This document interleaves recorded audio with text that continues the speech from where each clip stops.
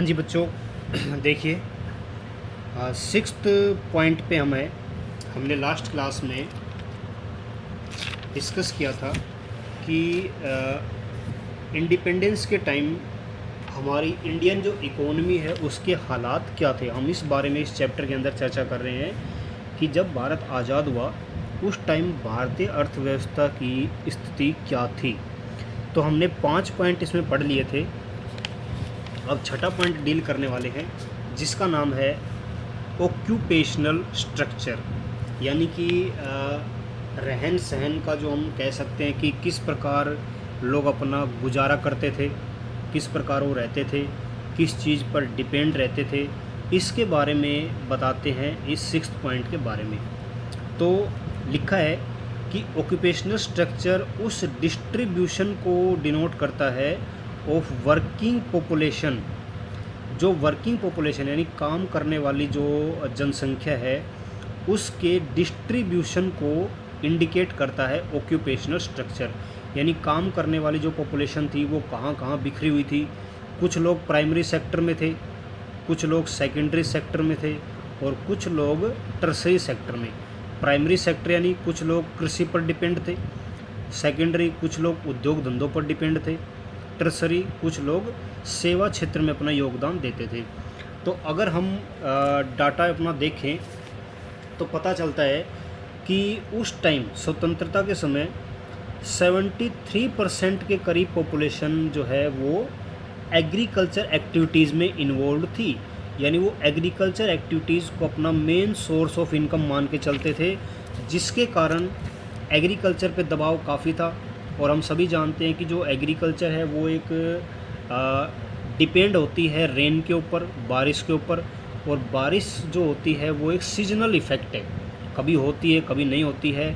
तो अनसर्टेनिटी कृषि क्षेत्र में हमेशा बनी रहती है, जिसके कारण अत्यधिक दबाव था कृषि के ऊपर, लेकिन इतना ज़्यादा कृषि से प्रोडक्शन नहीं हो पाता था। दूसरा, सेकेंडरी सेक्टर में 10% के करीब थे और 17% के करीब लोग एंगेज थे टर्सरी सेक्टर में। तो ये था हमारा ऑक्यूपेशनल स्ट्रक्चर। तो देखते हैं सबसे पहले एग्रीकल्चर के बारे में।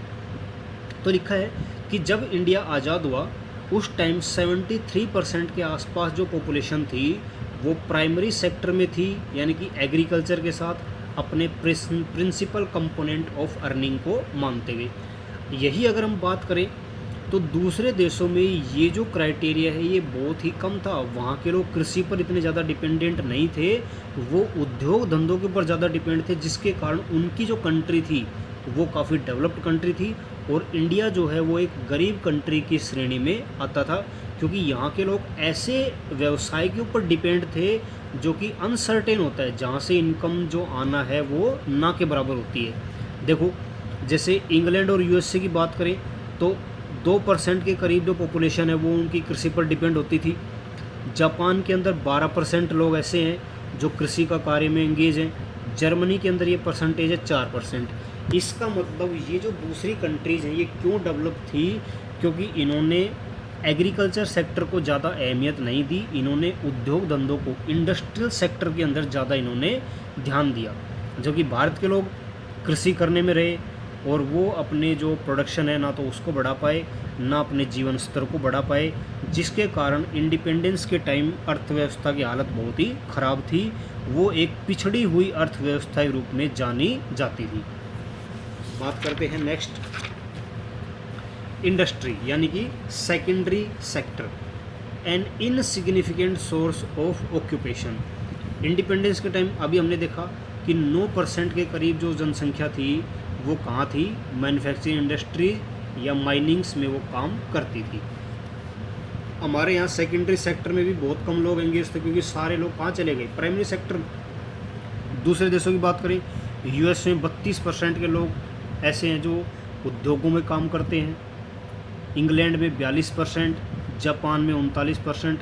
यानी हमारी पॉपुलेशन के कम से कम 4 से 5 गुना के करीब जो पॉपुलेशन है वो दूसरे देशों में उद्योग धंधों के अंदर एंगेज थी, जिसके कारण उनकी कंट्री जो थी वो एक डेवलप्ड कंट्री थी और हमारी कंट्री एक बैकवर्डनेस की फॉर्म में जा रही थी। इस कारण भी हमारी जो इंडियन इकोनॉमी है वो बैकवर्ड की श्रेणी में आ गई, क्योंकि लोगों का ध्यान कृषि के अंदर ज़्यादा था और कृषि से इतना ज़्यादा जो अर्निंग है या जो प्रोडक्शन है वो हो नहीं पाता था। तीसरा है insignificant transition from agriculture to industry. Agriculture से इंडस्ट्री के अंदर जो ट्रांजिशन है, जो ट्रांसफ़र है, वो इनसिग्निफिकेंट था, ना के बराबर। देखें, transition of work force from agriculture to industry marks the economic take off, यानी कि बिल्कुल एकदम ना के बराबर। लेकिन अगर इंडियन इकोनॉमी की बात करें तो it was by and large absent, ये बहुत ही ज़्यादा दूर थी। दूसरे देशों में तो ये बहुत अच्छी थी, लेकिन भारत में अभी भी ये तरक्की से या उन्नति से, ग्रोथ से बहुत ही ज़्यादा दूर थी। लेकिन कहा गया कि there were some green shoots in the parts of Madras presidency and Bombay and Bengal.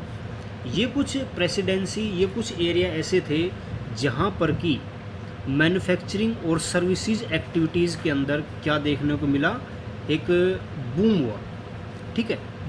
लेकिन उड़ीसा, राजस्थान, पंजाब में क्या हुआ, an increase in the workforce engage in agriculture. इन जो राज्य थे इनके लोग कहाँ डिपेंडेंट थे, एग्रीकल्चर सेक्टर में। तो कहीं ना कहीं कुछ एरिया में इंडस्ट्रियल बूम थी, लेकिन कुछ एरिया में नहीं थी, यानी कि इसे हम कह सकते हैं अनबैलेंस्ड ग्रोथ, यानी कि कुछ एरिया डेवलप्ड थे, कुछ एरिया डेवलप्ड नहीं थे।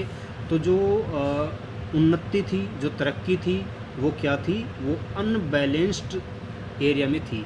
तो हम कह सकते हैं कि ऑन द होल ऑक्यूपेशनल जो स्ट्रक्चर था इंडिया का इंडिपेंडेंस के टाइम, वो क्या था, पिछड़ा हुआ और असंतुलित अर्थव्यवस्था वाला था। तो ये थी हमारी ऑक्यूपेशनल स्ट्रक्चर से रिलेटेड बातें। फिर हम बात करते हैं इंफ्रास्ट्रक्चर से रिलेटेड बातें। तो इंफ्रास्ट्रक्चर के बारे में क्या कहा गया है, देखिए लिखा है कि इंफ्रास्ट्रक्चर का मतलब होता है कि इकोनॉमिक चेंजेस, जिसके अंदर जो सर्विसेज आती हैं उनका जिक्र होता है, और सोशल चेंजेस जिसके अंदर एजुकेशनल, हेल्थ या हाउसिंग फैसिलिटीज़ आती हैं, इनको बोलते हैं इंफ्रास्ट्रक्चर, यानी कि ढांचागत तरक्की, जो सर्विसेज सेक्टर में हो सकती है, एजुकेशनल सेक्टर में हो सकती है, हेल्थ सेक्टर में हो सकती है। लेकिन कहीं ना कहीं इंफ्रास्ट्रक्चर फैसिलिटीज़ भी इंडिया में इंडिपेंडेंस के टाइम नहीं थी। जैसे हम बात करें रेलवे की, तो रेलवे ब्रिटिश सरकार के द्वारा दिया गया इंडिया को एक बहुत ही बड़ा तोहफा था, गिफ्ट कह सकते हैं हम। ये जब 1850 में ब्रिटेन ने इसको इंडिया में लाए तो समझा जा रहा था कि ये वास्तव में एक वरदान साबित होगा। लेकिन ब्रिटिश सरकार का जो मेन मोटिव था इसको लाने के पीछे, वो ये था कि जो गुड्स हैं जो कि भारत से ब्रिटेन में जाते थे, कौन से गुड्स जाते थे भारत से ब्रिटेन में, रॉ मटेरियल, और ब्रिटेन से फिनिश्ड गुड्स बनकर भारत में आते थे। तो इन गुड्स को लाने और ले जाने में कोई दिक्कत ना हो, इसके लिए ब्रिटेन ने इस रेलवे को इन्वेंट किया और भारत में इसको लागू किया। तो कुल मिला के जो रेलवे आया, रेलवे की जो एक हम कह सकते हैं कि रेलवे का जो जन्म हुआ, वो ब्रिटिश सरकार ने सिर्फ़ और सिर्फ अपने फ़ायदे के लिए इसको इन्वेंट किया, ना कि भारत को तरक्की देने के लिए। लेकिन हम कह सकते हैं कि जब ब्रिटेन यहाँ से गया, यानी कि जब ब्रिटिश सरकार का जो शासन है इंडिया से ख़त्म हुआ, तो कहीं ना कहीं रेलवे जो है वो हमारे लिए एक बेस्ट जो गिफ्ट था वो छोड़ के गए, क्योंकि इसने आज की अर्थव्यवस्था को इतनी ज़्यादा ऊंचाइयों पर पहुंचा दिया है। तो देखो इसमें लिखा हुआ है, it aimed at widening the size of market for the British product in India. इस रेलवे को लाने के पीछे क्या मकसद था कि जो ब्रिटिश प्रोडक्ट है वो इंडिया में ज़्यादा से ज़्यादा आ सके। लेकिन फिर कह दिया, how ever introduction of railways is considered one of the most important contribution of British in India. एक बहुत बड़ा योगदान माना जाता है ब्रिटिश सरकार का भारत के लिए। फिर पोर्ट बनाए गए, पोर्ट यानी बंदरगाह जहाँ पर शिप्स वगैरह चलते हैं, इनको भी रॉ मटेरियल और जो फिनिश्ड गुड्स है उनके एक्सपोर्ट इंपोर्ट के लिए यूज़ किया गया। जैसे जो इनलैंड वाटरवेज थे, जिससे कि जो चीज़ें हैं वो एक स्थान से दूसरे स्थान पर जा सके, वो अनइकोनॉमिकल साबित हुई। जो पोर्ट तो बनाए, लेकिन ये पोर्ट ज़्यादा कामयाब नहीं हो पाए। जैसे उसमें बताया गया है कि जो ओडिशा पोर्ट जो खोला गया वो बहुत ही ह्यूज कॉस्ट पर बनाया गया, बहुत ही ज़्यादा लागत में, और ये अपने काम में फेल हो गया, जिसके कारण अल्टीमेटली इसको क्या कर दिया गया, अबेंडोनेट का मतलब होता है ख़त्म करना, इसको बंद कर दिया गया, क्योंकि ये रेलवे के साथ कंपटीशन लड़ने में फेल रहा। रेलवे काफ़ी स्ट्रॉन्ग थी और ये जो शिप है ये काफ़ी स्लो थे, क्योंकि इनकी कॉस्ट भी ज़्यादा थी, टाइम भी ज़्यादा लगता था, इसके कारण इनको क्या कर दिया गया, बाद में ख़त्म कर दिया गया। फिर है post and telegraph. Post and telegraph आने से थोड़ी सी और तरक्की हुई, यानी कि ब्रिटिश सरकार ने जिन जिन चीज़ों को अपने बेनिफिट के लिए यूज किया वो कहीं ना कहीं भारत के लिए भी इनडायरेक्टली बेनिफिशियल बनने वाली थी, क्योंकि जब ब्रिटिश गवर्नमेंट यहाँ से गई तो ये सारे जो इन्वेंशन है ये भारत के लिए तो छोड़ के गई, तो कहीं ना कहीं ब्रिटेन के द्वारा किए गए इन्वेंट इंडिया के लिए काफ़ी यूजफुल साबित हुए।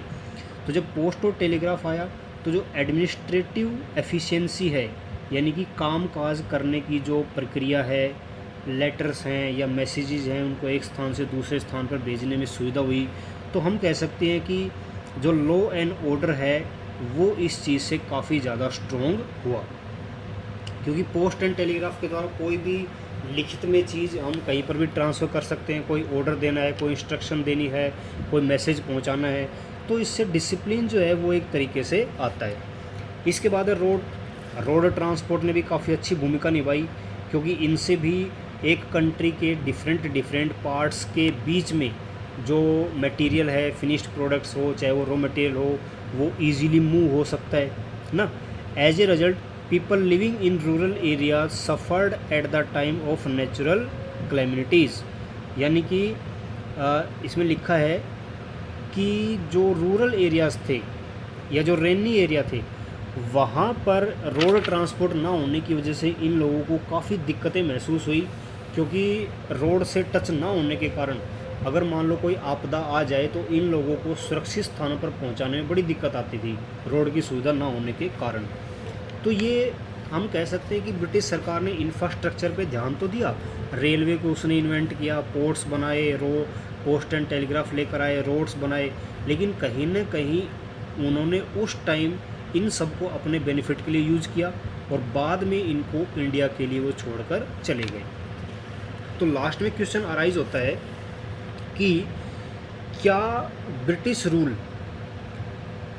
ब्रिटिश शासन भारत के लिए पॉजिटिव इम्पैक्ट छोड़ के गया या नेगेटिव इम्पैक्ट छोड़ के गया?